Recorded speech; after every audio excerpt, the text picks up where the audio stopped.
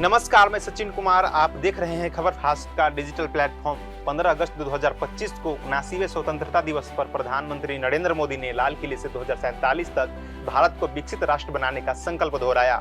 लेकिन क्या यह सिर्फ नारा है या भारत ने सचमुच विश्व मंच पर एक लकीर खींच दी है? क्या भारत अमेरिका और चीन जैसे दिग्गजों को पछाड़ सकता है?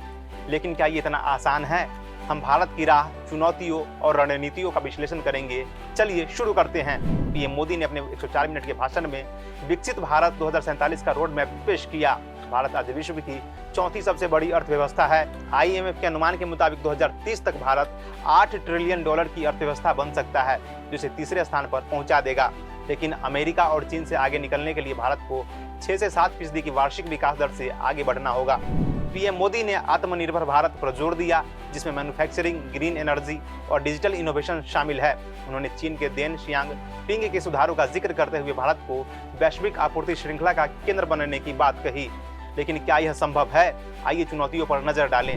पहला, आर्थिक असमानता। विश्व बैंक के अनुसार भारत की 30% आबादी गरीबी रेखा से नीचे है। आय असमानता को कम करने के लिए समावेशी नीतियां जरूरी है।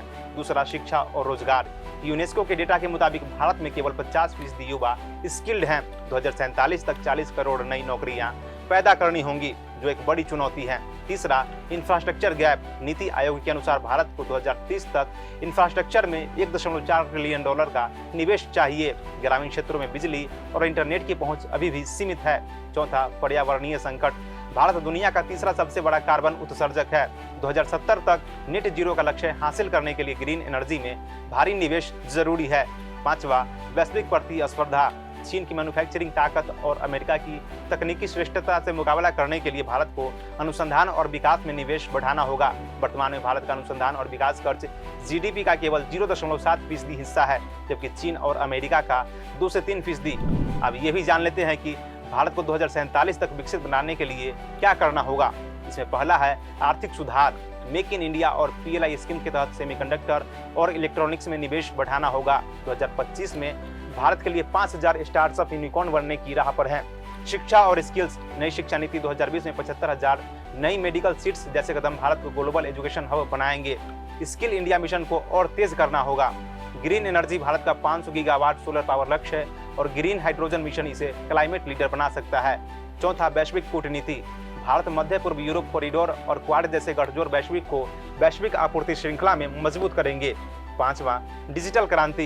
यूपीआई और डिजिटल इंडिया ने भारत को डिजिटल लीडर बनाया है। 3 लाख करोड़ रुपए डीबीटी से बचाए गए हैं, जो सुशासन का उदाहरण है। पीएम मोदी ने लाल किले से न केवल एक विजन दिया है, बल्कि भारत को विश्व शक्ति बनाने का रास्ता भी दिखाया। चुनौतियां बड़ी है, लेकिन 140 करोड़ भारतीयों की मेहनत और रणनीतिक सुधारों से भारत 2047 तक नई ऊंचाइयों को छू सकता है। क्या भारत अमेरिका और चीन से आगे निकल पाएगा?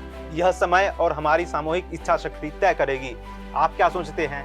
हमें कमेंट बॉक्स में जरूर बताएं। वीडियो देखने के लिए धन्यवाद।